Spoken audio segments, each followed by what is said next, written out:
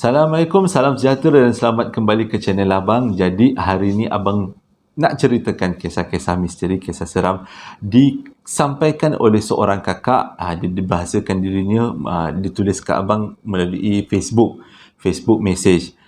Panggil Abang, bahasakan diri dia sebagai kakak Nasrah lah, Nazrah nama dia, kakak Nazrah, Kak Nasrah.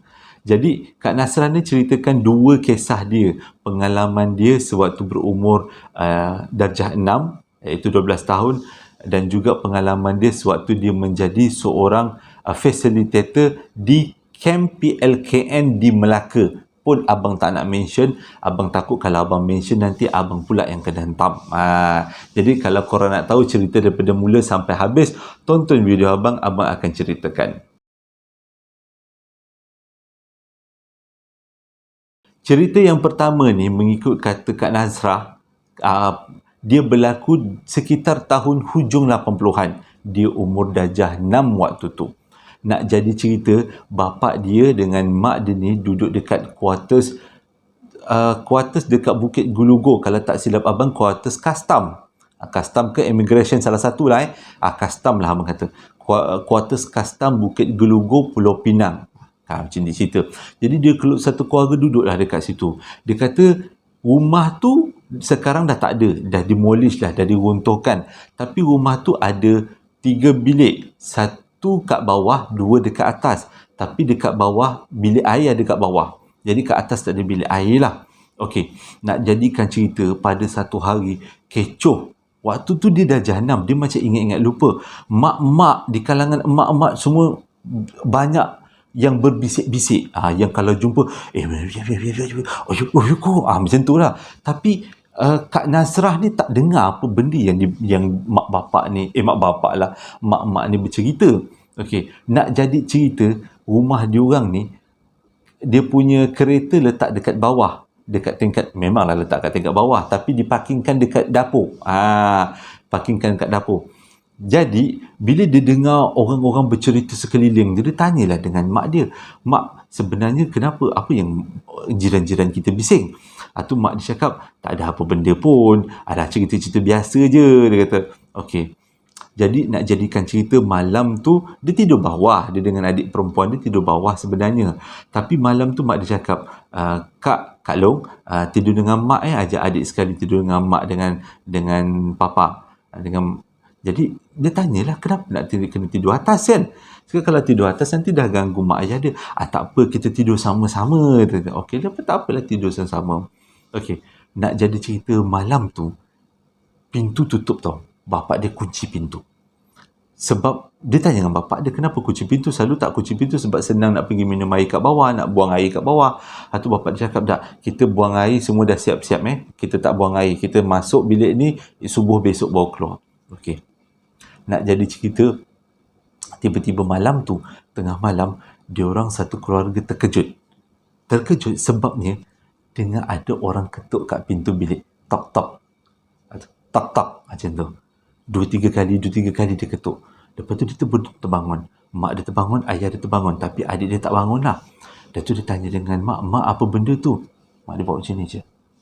Okeylah, tak apalah. Lepas tu bila ketukan tu dah habis, dia orang pun sambunglah tidur. Okey, selamatlah kan. Okey, besok pagi pun dia pergilah sekolah, buat aktiviti macam biasa. Okey, lepas tu dia tanya kawan-kawan dia, korang ada cerita tak pasal apa-apa? Dia kata, tak ada, semua tak ada. Okey, sekolah macam biasa, bumbang-bumbang. Lepas tu dia balik daripada sekolah, dia tanya dengan mak dia, mak, malam tadi bunyi ketukan tu apa? Lepas tu mak dia cakap, sikit je mak dia beritahu, angin. Dia kata, tak ada apa-apa tu, angin. Dia kata, angin ke? Kalau abang yang berfikiran memang scary Mary punya fikiran tu, tak ada anginnya, itu mesti gitu yang benda tu. Okey, malam tu dia pun tidurlah dekat bilik bawah dengan adik perempuan tu. Sekali lagi mak dia cakap, jangan tidur bawah malam ni, naik atas tidur dengan mak dengan papa. Okey, dia pun macam, kenapa? Okey, tidurlah, pergi naik atas, tidurlah dengan mak ayah dia. Okey, tidur macam biasa, tak ada masalah. Malam yang kedua ni, dia ekstrim sikit tau. Ikut kata Kak Nasrah ni. Dia kata kali ni bukan ketuk. Kali ni, tombol pintu, macam orang nak buka tau. Macam tu, digoyang-goyang. Lepas tu semua terbangun. Tapi adik dia tetap tak bangun. Kak Nasrah, mak dia dengan ayah dia terbangun. Tapi diam, tak buat apa-apa. Dalam gelap ni, diam je. Dan Kak Nasrah tengok dekat bawah pintu, tak ada apa-apa tau. Kalau orang adalah bayang, tak ada bayang. Tapi pintu bilik tombol bergegar. Guguk macam tu. Lepas tu, dia pun pandang mak ayah dia. Dia tanya, Papa, tu apa tu? Papa dia buat macam ni je. Dah. Dia pun macam, ya takutnya. Lepas tu mak dia tanya, kakak kalau takut tidur dengan sebelah mama lah. Dia kata, tak ada kakak, okey ada adik ni. Okay, tak ada masalah. Lepas tu, dah habis bunyi goyang-goyang tu, dia pun masuk tidur balik. Tidurlah balik.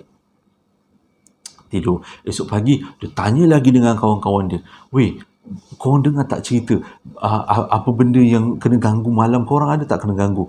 Dia kata, tak ada apa pun, kita orang tak ada apa-apa, cuma kita orang tidur dekat dalam bilik mak bapak kita orang lah. Cuma tak ada pun ada ganggu apa, aku tidur je biasa. Itu kau ni memang tidur mati lah. tak terjaga. Aku terdengar dia cerita lah malam pertama, malam kedua dia cerita. Okey. Sekali tu, bila balik sekolah tu, dah siap-siap nak tidur. Belum apa-apa lagi, mak dia cakap, malam ni kita tidur bilik bawah. Kita tidur bilik bawah, kita tak tidur bilik atas. Sebab atas tak ada bilik air, bawah ada bilik air. Jadi kita ramai-ramai lah kumpul kat bilik bawah. Jadi malam tu, dia pun berempat anak beranak, tidurlah bilik bawah. Bila tidur bilik bawah, okey, malam ni agak ekstrim sikit. Bukan setakat mak dia kunci pintu, ayah dia kunci pintu. Pintu tu disendal lagi dengan kursi. Sendal dengan kursi. Lepas tu, okey, tidur macam biasa. Tapi malam ni Kak Nasrah cakap memang akan terjadi. Sesuatu yang dia pun tak boleh nak cakap kan. Okey, dah tidur. Tengah malam dia dengar ada orang katuk pintu kuat-kuat. Tung macam tu. Dan dia terbangun, mak bapak dia terbangun. Kali ni adik perempuan dia terbangun. Dah empat terbangun. Merhati ke arah pintu. Bapak dia terus buka lampu. Dah senyap. Lepas tu tengok dekat bawah, bapak dia tengok dekat bawah pintu. Kok ada bayang-bayang? Tak ada bayang-bayang. Dah senyap. Selepas ketukkan 2 kali, tiba-tiba Kak Nasrah ni dengar dekat depan pintu bunyi macam ni. Macam tu. Menggamang dulu orang bang. Bunyi macam tu.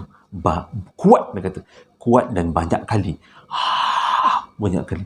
Dia pandang mak dia kata, Kak Long, kalau takut naik atas tidur dengan mama, dengan mak, dengan papa. Tapi Pak Long cakap, okey lagi. Sampailah ha tu habis. Dan lepas tu bapak dia pun bangun. Teruslah bapak dia cek keadaan sekeliling, buka pintu, cek keadaan sekeliling, tak ada apa-apa. Dan diorang pun sambung tidur. Lepas tu nak jadi cerita, besok pagi si Kak Nasrah ni pergi sekolah, dia tanya dengan kawan-kawan dia. Rupanya kawan-kawan dia malam tu kena benda yang sama. Tapi gangguan berlainan lah kan. Tapi kena ganggu. Lepas tu balik sekolah, dia tanya dengan mak dia, Mak, sebenarnya apa benda yang ganggu kita dah 3 malam berturut-turut? Lepas tu mak dia cakap, tak ada apa-apa. Ini semua jin lah, kata kena jin. Tapi dia tak puas hati sampai sekarang. Dia kata sampai dia dah tua, sampai papa dia dah meninggal, dia tak dapat jawapan. Apa benda tu? Apa yang mengganggu diorang? Cerita yang kedua disampaikan oleh Kak Nasrah juga, tapi kali ni dia dah jadi facilitator dekat salah satu camp PLKN. PLKN di negeri Melaka, tapi abang tak boleh beritahu yang kat mana. Tapi dia punya clue dia adalah camp tu sebelahnya adalah perkuburan Islam dan juga dekat dengan ladang ayam, bukan ladang, kandang ayam.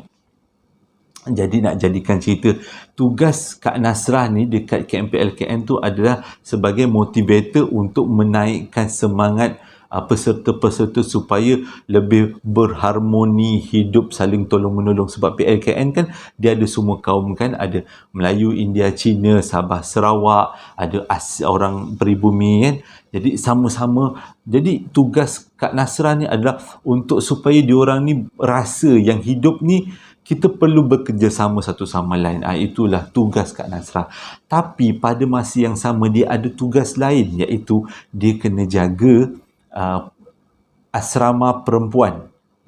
tapi bukan setiap hari, dia punya apa tu, jadual dia. Ada jadual dia yang dia kena jaga asrama tu. Nak jadi cerita, malam tu dia kena jaga asrama. So dia bertolak lah daripada rumah dia sampai dekat kawasan camp tu lebih kurang pukul 7 malam.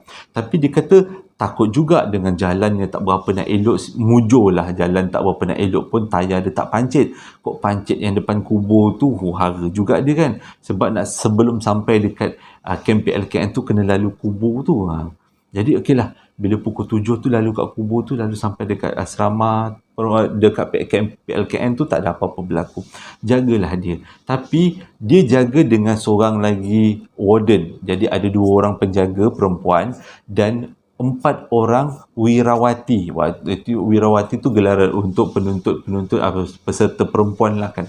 4 orang wirawati dan juga 2 orang warden. Jadi tugas ada pada malam tu, dia kena meronda di sekitar asrama perempuan termasuk dengan tandas camp PLKN tu setiap 2 jam, bermula jam 12 sampai pukul 6. Diorang kena ronda sama-sama.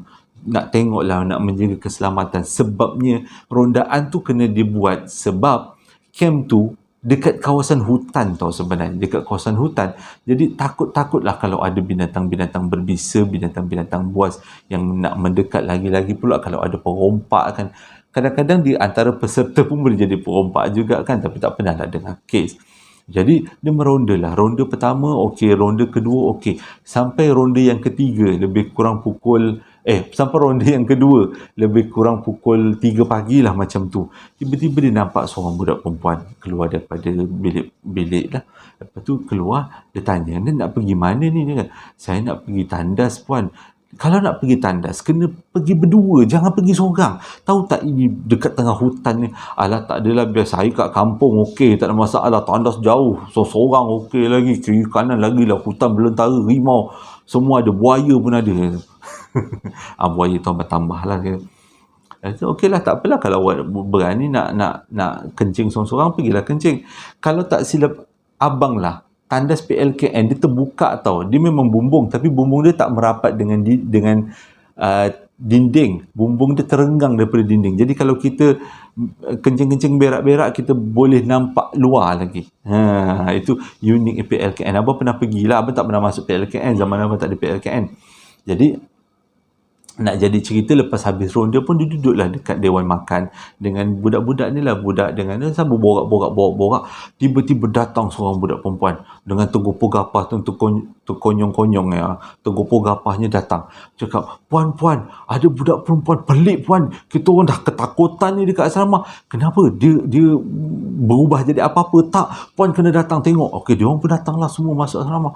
Bila tengok masuk je dekat dalam dom tu, rupanya budak perempuan yang pergi kencing tadi. Lepas tu dia nampak budak perempuan tu rambutnya panjang, sambil duduk dekat pucuk katil, dan dia sisir rambut dia. Dan dia menghadap ke tingkap. Okay?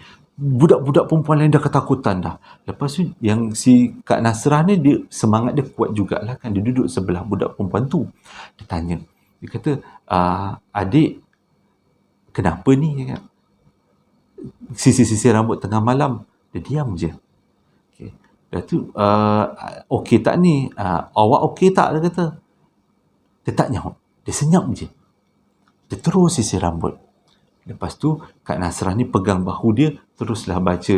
Adalah beberapa bacaan, dia baca ayat kursi. Lepas tu ikut kata Kak Nasrah ni, dia baca ayat Bismillah 7 lah. Nanti abang bagi link dia kat bawah. Bismillah 7 ni bagus untuk pendinding, kata. Bismillahillazi la yadurru. Abang pun tahu-tahu sikit-sikit lah. Bukanlah maksudnya abang ni alim, tak. Abang kan, atuk abang kan bomo Islami. Jadi dia sampai-sampai kalau untuk cucu-cucunya. Tapi tetap juga dah ada pendinding macam mana pun seram juga kan. Itu normal lah kan. Okey, balik pada cerita. Nak jadikan cerita, Kak Nasrah tu pun peganglah student tu, peserta tu, dibaca lah. Bila baca dah tolak Kak Nasrah tu, terpelanting Kak Nasrah tu kat belakang, kedemuk jatuh. Gila bahaya budak perempuan ni. Dia pergi dekat, dia pegang lagi, dia baca lagi Bismillah 7 tu. Budak perempuan tu tolak sekali lagi, terpelanting dia lagi.